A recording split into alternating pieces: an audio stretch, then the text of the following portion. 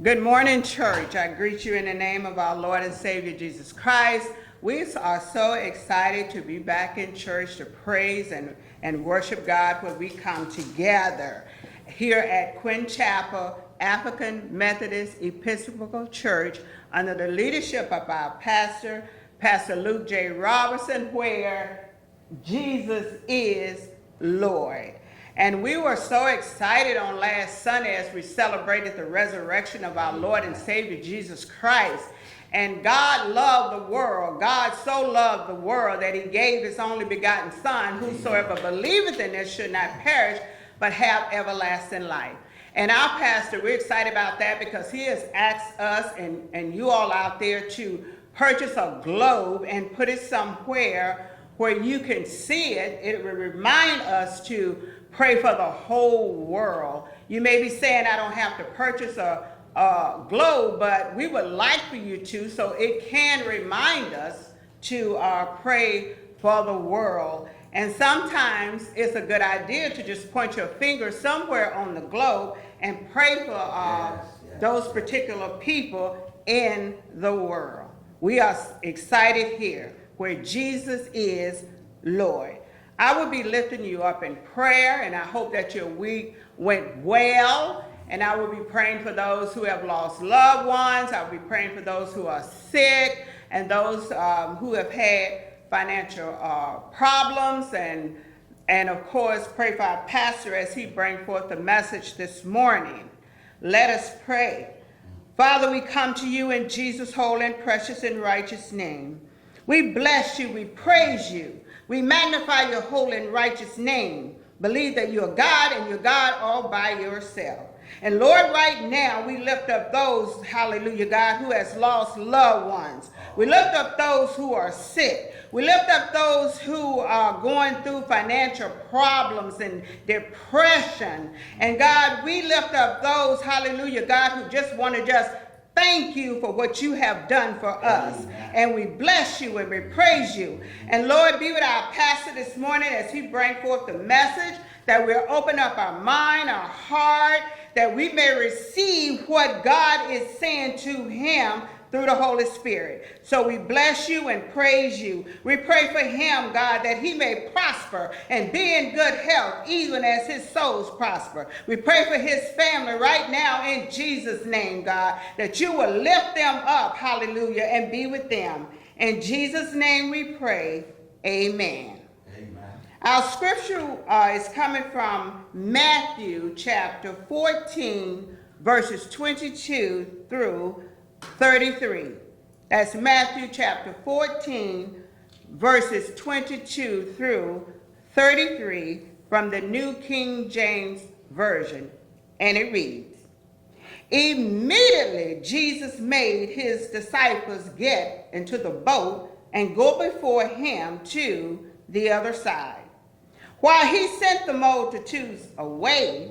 And when he had sent the multitudes away, he went up on the mountain by himself to pray. Now when evening came, he was alone there. But the boat was now in the middle of the sea, tossed by the waves, for the wind was contrary. Now in the fourth watch of the night, Jesus went to them, walking on the sea. And when the disciples saw him walking on the sea, they were troubled, saying, It is a ghost. And they cried out for fear. But immediately Jesus spoke to them, saying, Be of good cheer. It is I. Do not be afraid. And Peter answered him and said, Lord, if it is you, command me to come to you on the water. So he said, Come. And when Peter had come down out of the boat, he walked on the water to go to Jesus. But when he saw that the wind was boisterous, he was afraid, and beginning to sink, he cried out, saying, Lord, save me. And immediately Jesus stretched out his hand and caught him and said to him, O you of little faith, why did you doubt? And when they got into the boat, the wind ceased. Then those who were in the boat came and worshiped him, saying, Truly, truly, you are the Son of God. Amen. I present to you Pastor Luke J. Robinson, Quinn Chapel, African Methodist Episcopal Church here in Frederick, Maryland. Good morning, everyone. Glad to have you with us again today. Thank God for the day. Amen. He has spared us another week. Praise the Lord. Amen. In times like these, you need your Bible. In times like these, you need an anchor. Be very sure. Be very sure. Your anchor holds and grips the solid rock. That rock is Jesus. Yes, he's the one. That rock is Jesus, the only one. Be very sure. Be very sure. Your anchor holds and grips the solid rock. Someone asked the question, what is this world coming to? I know what the answer is. It's coming to Jesus. It's going to come to Jesus. This world will be turned over into the hands absolutely and completely for Jesus. So if you're looking at all of the things that are going on around us, they are pointing to the fact that Jesus is coming to claim his inheritance. The earth is his. Amen. And we look forward to his coming.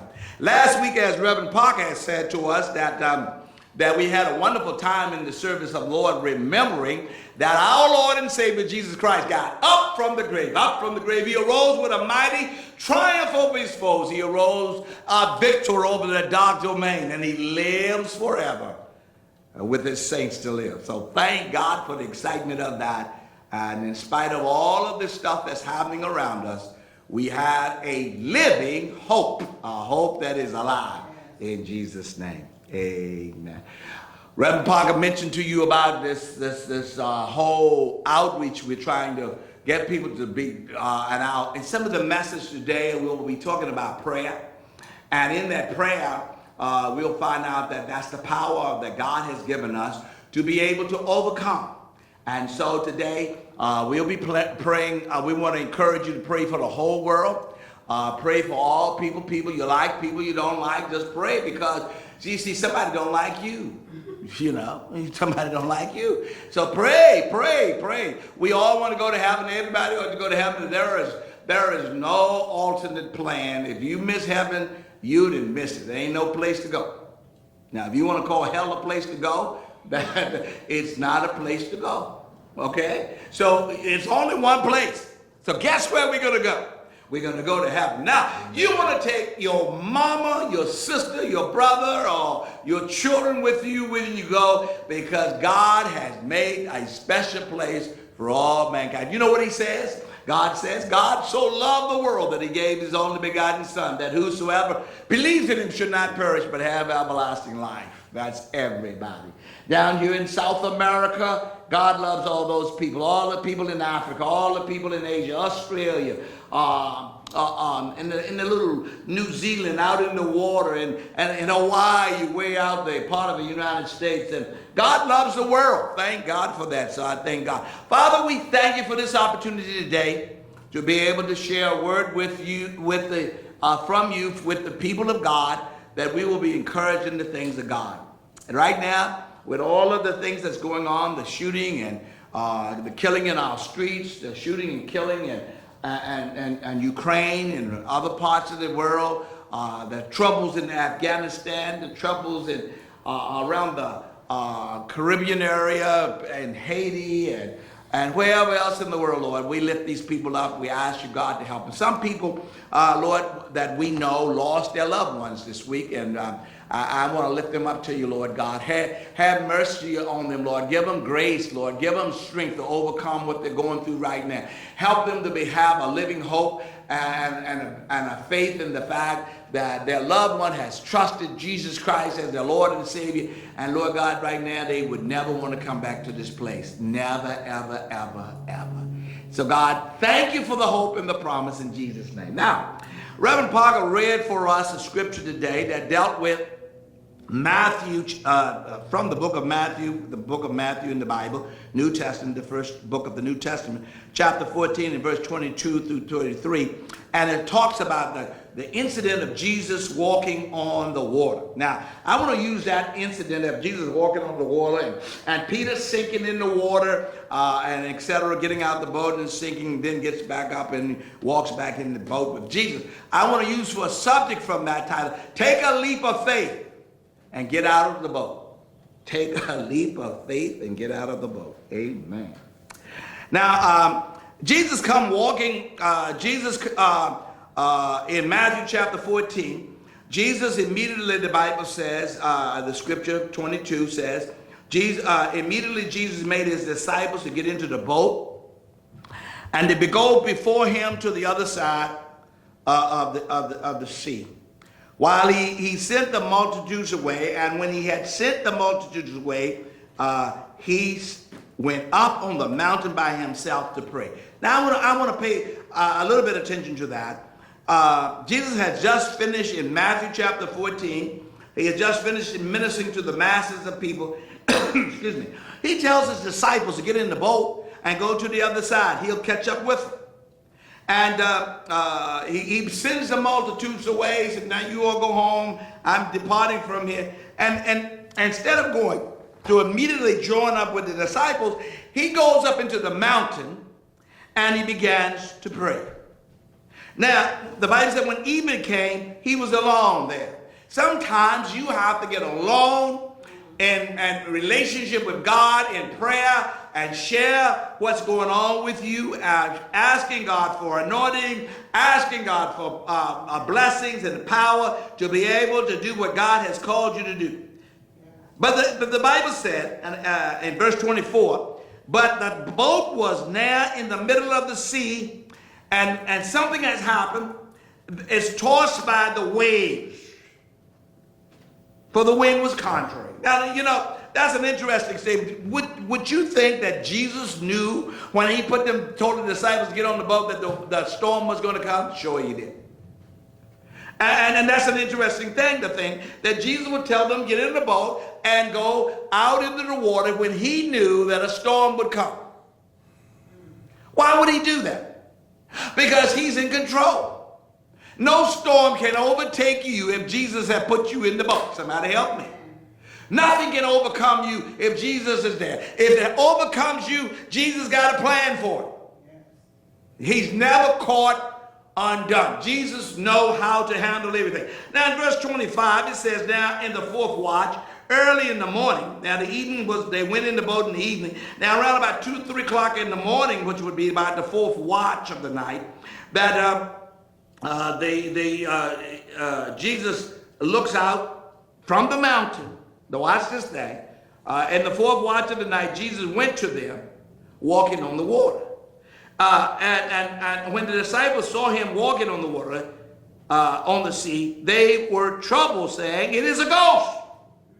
And they cried out for fear. Now, when Jesus was on the mountain, he saw them struggling in the waters. But he was a long ways from him.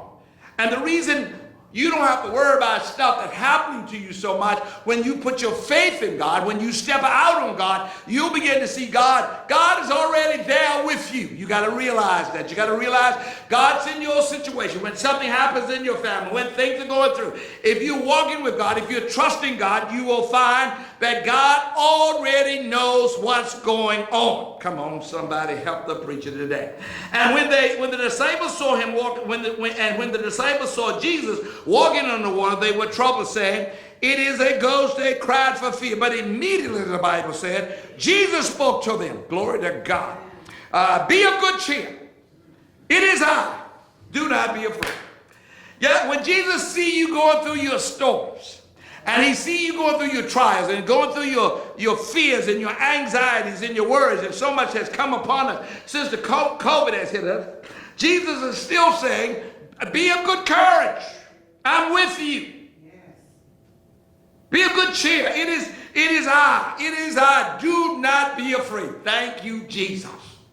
Thank you. Don't be afraid. I'm with you. Jesus promised us that he would be with us until the end of the world. Somebody ought to say amen right there. He's not going to leave us. Will we go through trials and tribulation? Yes. Did the disciples go through trials and tribulation? They're in a boat. They don't have Jesus with them. The waters is raging, and all of a sudden they see Jesus walking on the water, but they don't know it's Jesus. Sometimes Jesus is in our midst, and we don't even know Jesus is in our midst. Somebody help me. We ought to know. You know why? Because he said, I'll never leave you nor forsake you. I'll go with you to the end of the earth. I'm with you, though you can't see me, I can see you. Wow. So he said to them, come. Peter answered him and said, Lord, if it be you, command me to come to you on the water.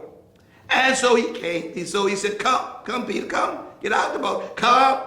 And when Peter had come out of the boat, he walked on the water to go with Jesus. But when he, listen to this, when he saw that the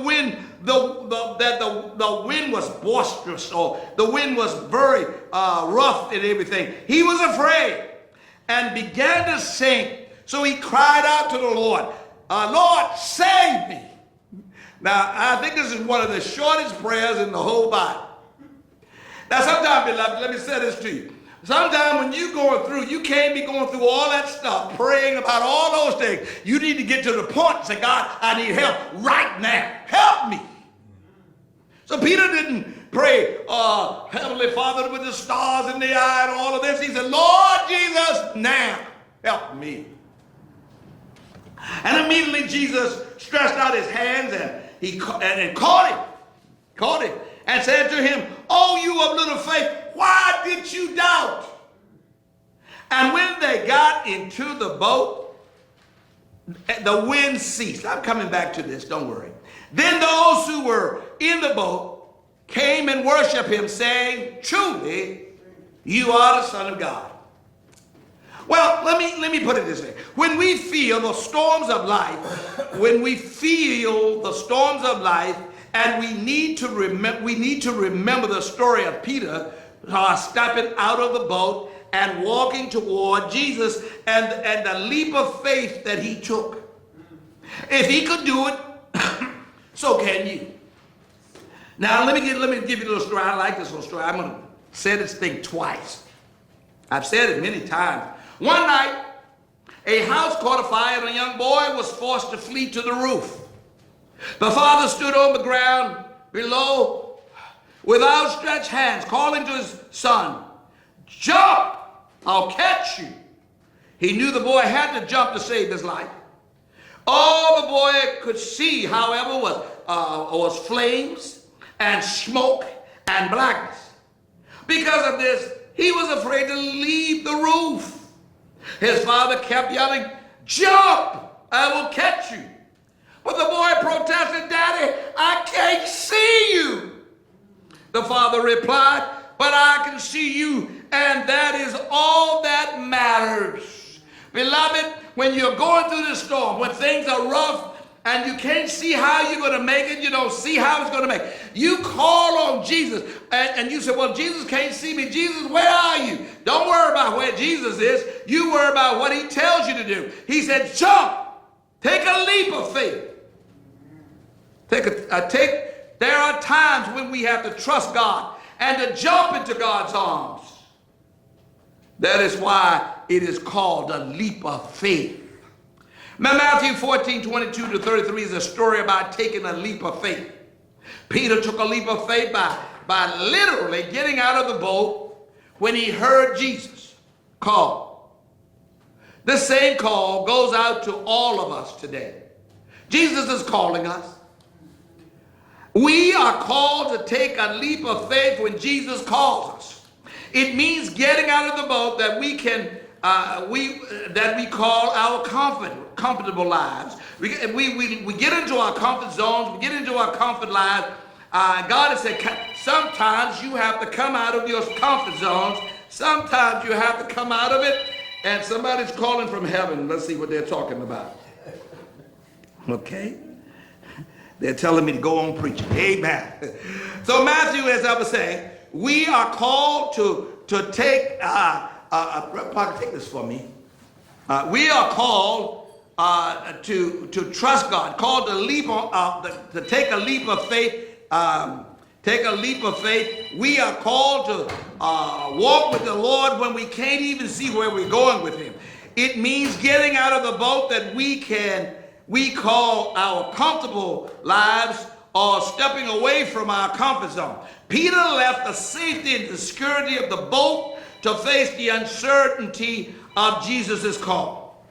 When we leave our boat, we must keep our focus on Jesus. Peter began to sink when he took his eyes off of Jesus. And like Peter, we will fail in our mission if we lose sight of the reason for our mission. Our reason is Jesus. Whatever we are doing, wherever we go, it is about Jesus as a child of God. For us Christians, it is all about our wonderful Jesus. For us Christians, it is about Jesus. Remember that. Faith is never constant. Faith is never constant. It comes and it goes with changeable circumstances in our life. So we always have different circumstances to deal with. So we have to operate in faith that will be able to bring us out of that circumstance that we are in. Some of us right now are going through some things, and it's difficult. It's difficult than your brother or your sister or somebody else, but you have a struggle because the devil will not allow you to just have a happy time in Jesus. He will destroy you if he can. We will have our miraculous moments in life, our mountaintop experiences, but mountaintops prepare us for the valley lows of life. Calm waters prepare us for the storms of life. Peter is the perfect example of this. He at first, when the storm comes, he's daring. He gets up out of the boat. Then he gets out on the water walking, and he starts doubting when the water gets a little rougher than he thought it was. He's walking to Jesus. He heard the voice of Jesus. Listen, you've got to hear the voice of Jesus so that when Jesus speaks, the word of God is the thing that you base your faith on. So if you don't base your faith on God's word, you surely will stumble and you surely will fall. And so Peter gets out on the water, and the wind starts blowing. He takes his eyes off Jesus and he goes down. How many of you today have your eyes fixed on Jesus? How many of you today, knowing that you got trials and tribulation, knowing that the devil's coming at you, knowing that circumstances are getting rough, knowing that the children are having a hard time in a world such as ours, and you start looking all around. You spend too much time on the television. You spend too much time with neighbors and friends who don't have no connection to Jesus Christ. Whatever you do, you have to hook up with Jesus Christ, because Jesus Christ will cause you to have faith to overcome anything that you're going through. Yes. That's what it's all about. Amen. So when we ride out the storms of life, and you can ride them out, you got to be dependent on the Lord Jesus Christ for deliverance.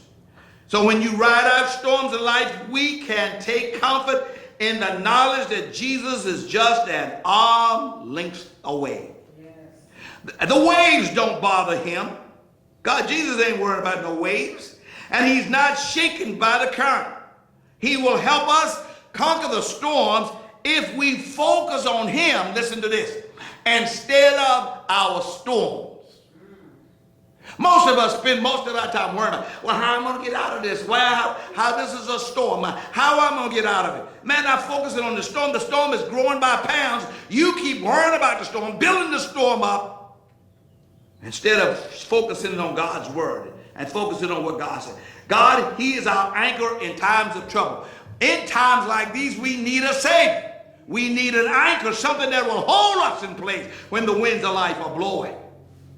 He is our anchor in trouble. In the words of the old, this is the old song, old hymn, it says, will your anchor hold? That's the question the hymn asks. Will your anchor hold in the storms of life? When the clouds unfold their wings of strife, when the storm tides lift and the cable strain that holds you, will your anchor drift or firm remain? We have an anchor that keeps the soul steadfast and sure while the billows roll. Fastened to the rock which cannot move, Jesus Christ, grounded firm and deep in the Savior's love. We have a rock, Christ Jesus. There are times when we might think that we have lost Jesus. Listen to this. Sometimes you think, well, I don't think Jesus, I didn't gone too far. I don't see Jesus. I don't know where Jesus is. But he never loses sight of us. Like the story I told in the beginning, the father said to the boy, jump. The boy said, I can't see you, Daddy. And then the daddy said, it doesn't matter. I can see you. Jump. Sometimes it seems like we can't find Jesus right now.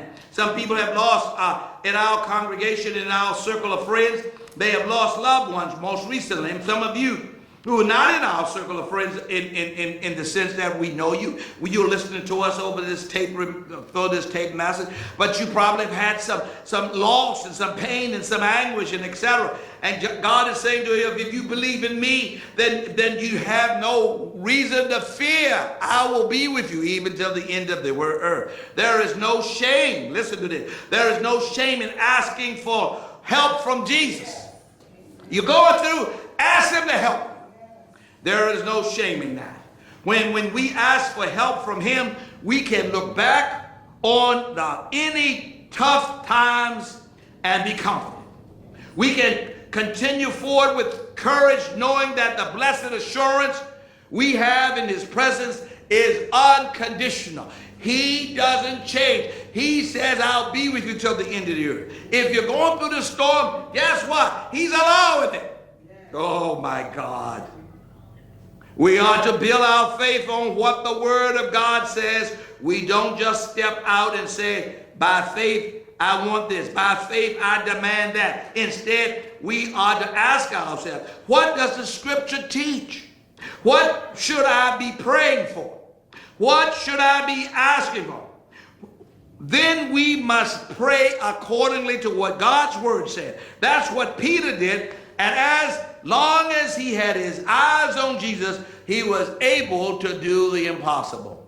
And that's the same thing for you and for me. We got to get that in our minds, that we can do the impossible if we stay focused on Jesus Christ. Faith is the refusal. Listen to this. Faith is the refusal to panic. Faith, if you hooked up to God, faith ain't gonna cause you to panic. Here's an example of it. You remember the three Hebrew boys? They were thrown into the fire furnace, and the king said to them before that, he said, now, if you don't bow down to this God that we have made, if you don't bow down before this statue, we will throw you in the fiery furnace 7 times hotter than it's been heated before. It's going to be perfect. The number 7 means perfection. In other words, this thing will be so hot, if I push it anymore, it'll burn the furnace up. Amen. So he said, listen to me. He said, now that we're going to throw you in there. They said, oh my, we're not going to panic this. We don't know what God's going to do. Listen to that. We don't know. Daniel chapter 3 is where this is coming from. We don't know what God's going to do. We don't know if he's going to save us. We don't know if we're going to get burned up in the fiery furnace. But because we have faith in God, I'm here to tell you, we are not panicking. We're not caring that you are the bad Pharaoh that you are, the bad leader that you are. We are not panicking. We are holding on to God's unchanging hand. We are refusing to panic. Excuse me. Because God is on our side. God is with us. And if God be for us, the Bible says, who can be against us? So we are not, especially in times like these, we have no reason to panic. Faith is a quiet certainty. We are calm that God keeps his promise, especially the promise never to leave us nor forsake us. When our faith become temporary, lapses, or there is a temporary failure in our faith, all we have to do is call to Jesus through prayer. If Jesus found it necessary to pray, what more motivation do you need to pray, especially when life is difficult? And we're having some difficult times right now. That's why we are asking you to understand that it's not just your family, it's not just your friends, it's not just your country, it's not just your people, it's the people of the world. God loves all of us. He loves all of us, and he wants us to pray. We can make the difference in people's lives. We can make the difference in your life. We can make the difference in my life. If you pray for me, if you ask God's anointing to be upon one another, God will come by, pick us up, deliver us from whatever we're going through. God, we want to thank you today for what you're doing for us. And Lord, this whole idea of just praying for the whole world, because you so love the whole world, that you, as we said last week in our Easter message, that you are the sacrificial lamb. You are the Lamb of God that was slain on the cross, slain in Calvary for us, that we might have the forgiveness of sin. So God, we are praying for everybody, for the Bible says all have sinned and come short of the glory of God. Amen. But God so loved the world. Amen. If Jesus found it necessary to pray, as I just said, we must pray, especially these times in which we live. We walk in faith with the master of the wind and the waves. We will survive. Jesus is the master of the wind and the rain, and the waves. We will survive because he's the master. When we choose to focus on our cares and worries, we raise our worries to the same status as the promises of God, of Jesus. In other words, when I get to worrying about something, it can be this small, that small, and I keep worrying about it, it'll get bigger than the world. Then it gets bigger than the promises of God to us. But when we say to God, Lord, I'm not going to magnify all this. I'm not magnifying what the devil is doing. I'm not magnifying the troubles I'm going through. I'm magnifying that you are God that can supply all my need according to your riches in glory. You are the God that's able to do it. So I'm not going to swell all that stuff up. I'm going to build up Jesus and rely on his promise. But which is more important? The ability of Jesus to care for us or the concerns we have about our circumstances. Jesus' ability to care for us is greater than the stuff we're going through. The storms of life can be best managed through prayer. Now, some of you need to hear that again. Your storms, the stuff, the mess you're going through can best be managed through your prayer life if you have a prayer life that's trusting in the Lord Jesus Christ. Jesus spent a great deal of his time in prayer. He made this a regular practice because he knew he could do nothing apart from what his Father was about. And so he prayed to his Father so he could be in line with him. We need to get in line with where God is, and we'll begin to have a new prayer life. We'll be praying for the whole world. We will overcome our selfishness. We begin to see the need of everybody. We need to have that same mindset that Jesus had. Now, if we are rushing through our days, never taking time to stop, pray and listen to God, we never take the time to stop, pray and listen to God, we will become exhausted easily and burned out with life. Life will run the bus over top of you. Our refreshment begins with an intimate relationship with the Lord. How do I get refreshed in a world like this?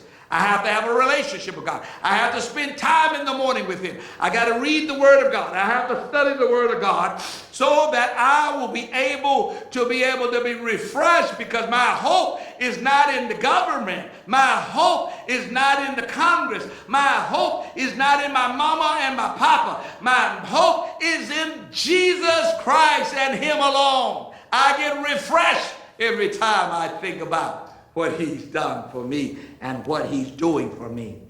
Jesus' praying and all bring us into the presence of the Almighty God.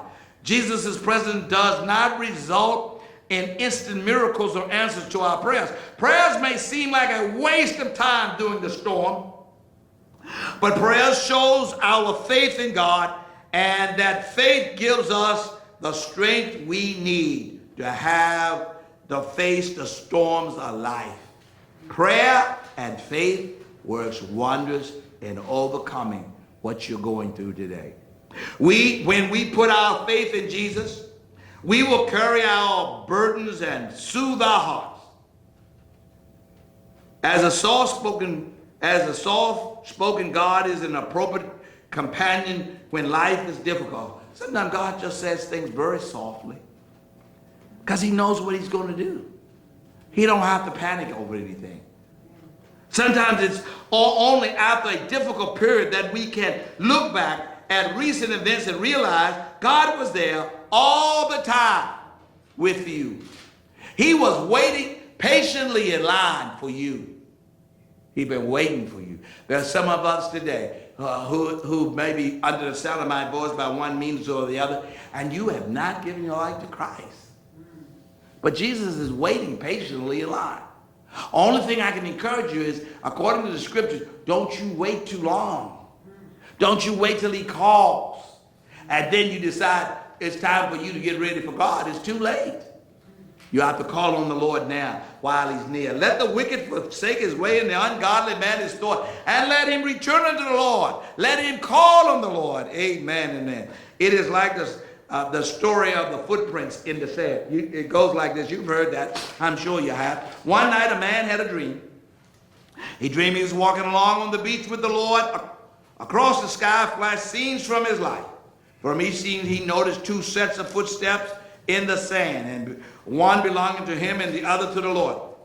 When the last scenes of his life flashed before him, he looked back at the footsteps in the sand. He noticed that many times along the path of his life, there was only one set of footprints.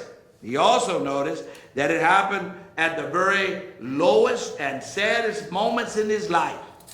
This really bothered him, and he asked the Lord about it. Lord, you said that once I decided to follow you, you would walk with me all the way.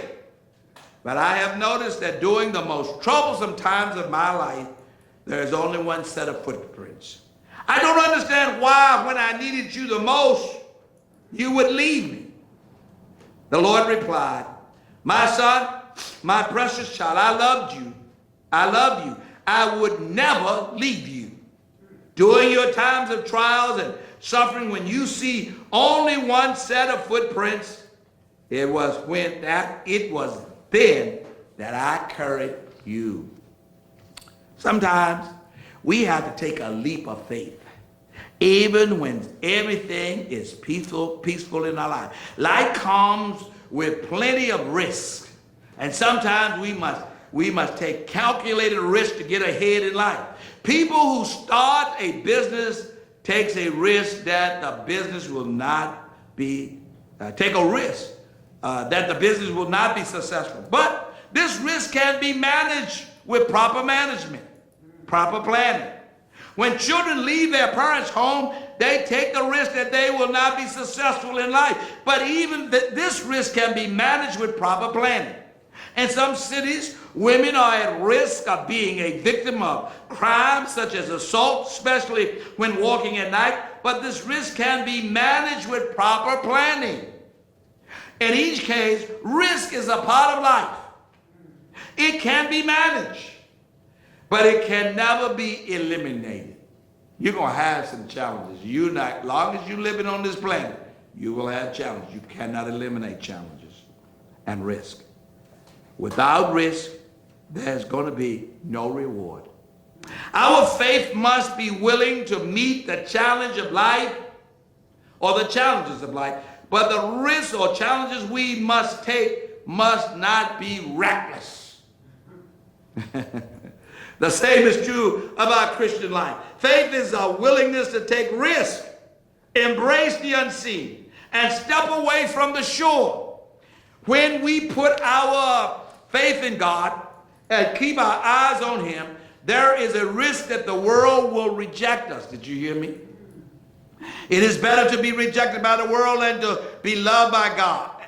It is better to be rejected by the world and be loved by God than to be loved by the world and rejected by God. I hope I got that clear. Whenever we find ourselves today, wherever we find ourselves, and we hear Jesus call us, we must put our faith in action and get out of the boat. Stop sitting in a comfortable place. Do something for the kingdom of God's sake, especially if we want the greater security that Jesus offers us. When we step out with faith and trust Jesus, we take him at his word. But our trust in him, put our trust in him, and just do it. Do whatever he asks us to do. The results is a thrilling adventure called the Christian life. When you step out of God, the Apostle Paul, man, he had an exciting life. But man, look at what he had to go through to get that life. He was stoned. He was left by the roadside for dead. His friends turned his back on him. Amen. He was killed in the end. But beloved, we're going to see the Apostle Paul again because he was willing to trust God all the way to the end. Faith and doubt can live in the same heart. After all, they lived in Peter's heart, especially when he walked on the water and began to sink. That's what happens when we take our eyes off of Jesus. Whenever you take your eyes off Jesus, you're going to sink. You better believe it. So it is with us. Peter did it happen, so it's with us the same way. Many times we sit on the sidelines watching someone do something and decide to try it ourselves. Just like Peter decided to walk on the water after he saw Jesus walking on the water. Perhaps it looked like fun. Perhaps we think we could do it better than Jesus. Perhaps we just looking for a challenge, and then we learn that it isn't as easy as it looks. We feel the wind and the roughness of the waves underfoot and wish that we had kept our comfortable seat in the boat. Or we feel Christ's call. It might be a call to feed the hungry. It might be a call to serve as a church officer. It might be a call to tithe. It might be a call to speak on behalf of an issue. We began to answer the call and then realize it's tougher than it looked. We feel the wind and the roughness of the waves and wish we had kept our comfortable seat in the pews. We might be safely perched in our easy chair in front of the television. But that is not what God has created us for, to watch stupid shows. He has created us to be his hands. He has created us to be his voice in the world. And that is seldom easy to do what God calls us to do sometimes. And sometimes when we answer Christ's call, we will feel the wind and the roughness of the waves and be afraid. When that happens, we need to remember the story of Peter stepping out of the boat and walking toward Jesus and the leap of faith he took. If he could do it, guess what? You and I can do it too. Now in John chapter 5, 3, verse 3 to 5, listen to this. For this is the love of God, that we keep his commandments. God wants us to obey him. And his commandments are not grievous. It's not that bad if you do it. Any commandment God gives us, he will give us the ability to perform it. He never gives us nothing that we cannot perform. For whatsoever is born of God overcomes the world. That's what my point is. And this is the victory that overcomes the world, even our faith. So take a leap of faith this week as you go. Step out on God. You witness to people. You speak to people. You don't have to be afraid. God is with you. Yes. Who is he that overcomes the world? But those who walk in faith. Without faith it's impossible to please God. They that come to God must first believe that God is, and that God is a rewarder of them that diligently seek him. Who is it that overcomes the world but he that believed that Jesus is the Son of God? I started out with this and I'm going to end with this. One night, a house caught fire. A young boy was forced to flee to the roof. The father stood on the ground below with outstretched arms, calling for his son. To his son, he said, "Jump, I'll catch you." He knew the boy had to jump to to save his life. All the boy could see, however, was flame and smoke and blackness. Because of this, he was afraid to leave the roof. He was afraid. His father kept yelling, "Jump! I will catch you." The boy protested, said, "Daddy, I can't see you." The father replied, "But I can see you. And that's all that matters. I can see you." There are times when we have to trust God and jump into his open arms. That is why it is called a leap of faith. We have to take a leap of faith and get out of the boat. Get out of your comfort zone. Trust God. Walk with him. And you will find out that God will make a way for you. You know, sometimes we don't know that God is working with us even now. Some of you are going through some things and you said, "I don't think God likes me." Oh no, he likes the whole world. Because that includes you. Does that include you? Yes, it does. He loves the whole world. I said like, it's more than like. I love you. I love you and I like you. Amen. That's what the Lord is saying to us. And he says that to them. He said, "Now, Lord, but I don't know I don't know how to navigate here. I don't know how to go to my next step. I'm depressed. I'm lonely. I'm suicidal. I have trials. I got tribulation. I can't pay the bills. I need a place to live. I need to do this. I need to do this." God said, "Trust me and I'll make a way for you." Trust me. But God, I don't see you. Why is it that you don't see me? Are you reading the word of God? Faith comes by hearing, and hearing by the word of God. So if you listen to God's word, you're going to begin to see God. I was telling them in the Bible class, and I said, the more I teach these classes, the more I begin to see things I never saw before in my life. Because the more I get closer to God's word, the more my eyes open up and I see. I got hope. I've got encouragement. I'm so excited now about the fact that God is loving the whole world, and I want to be a part of it. A man called me today, before I came to service today, to do this message. He called me today and he said, he said, "Pastor Ramsey, I want you to come over to the school here, and I want you to share something on prayer." I said, "Really?" And I told him about my vision where God was talking to me about the world.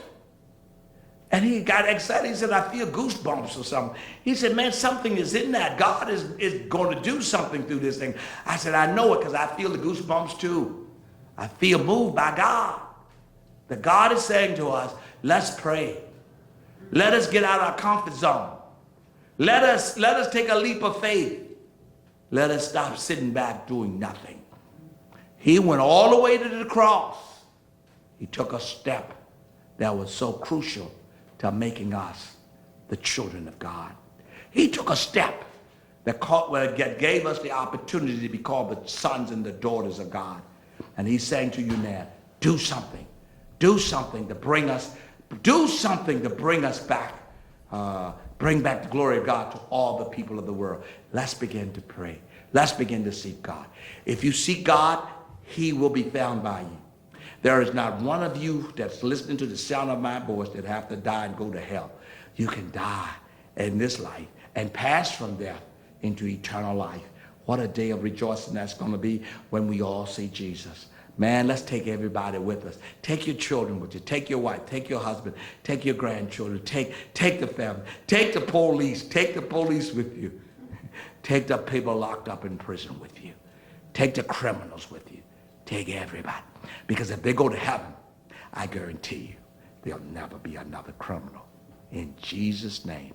Take Mr. Putin or whatever his name is. Take him with you. Then he won't be killing people. Amen. Lord Jesus, thank you. And for this one listening to me right now, I have not made a decision for you. I'm praying right now from the bottom of my heart, from the total of my being, that you help them to come to know you. And Lord God, that to get out of their comfort zone and they walk with you by faith and they ask Jesus Christ to come into their life. Pray with me if you haven't prayed this. Lord Jesus, I want to be your child. I want to walk by faith. I want to get out of this comfort zone or this trouble zone that I may have and have the anointing of God on my life. Come in, Lord Jesus, and save me. In Jesus' name, amen. God, thank you for allowing me to share with you again today. And I hope that you have given your life to Christ You will find my information or the information for the church posted. Give us a call if you need some help with how to get your life together, what to do, how to pray, etc. Call us. The number's there. It's 301-663-9540. Of course, I said it fast because you're going to have to look at it. 301-663-9540. Call us. Or you look on the web, go to the web page. You can get our web stuff and you can get in touch with us through that way. And then we look to see you again. We hope and pray that God will have you and us back again next Sunday. God bless you. Bye-bye.